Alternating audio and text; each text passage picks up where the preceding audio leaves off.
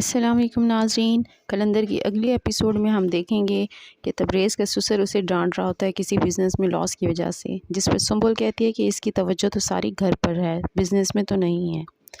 اور دوسری طرف جوہی ایک چال چل رہی ہے، وہ اپنی ماں سے کہتی ہے کہ کیوں نہ ہم عدن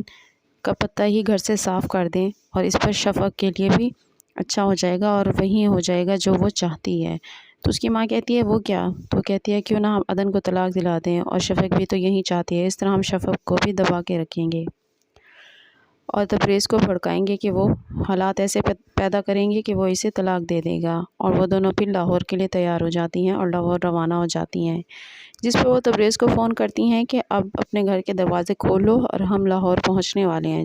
جس پر سنبل اور تبریز حیران ہو جاتے ہیں اور وہ کہتے ہیں کیا آپ یہاں پہنچ چکی ہیں؟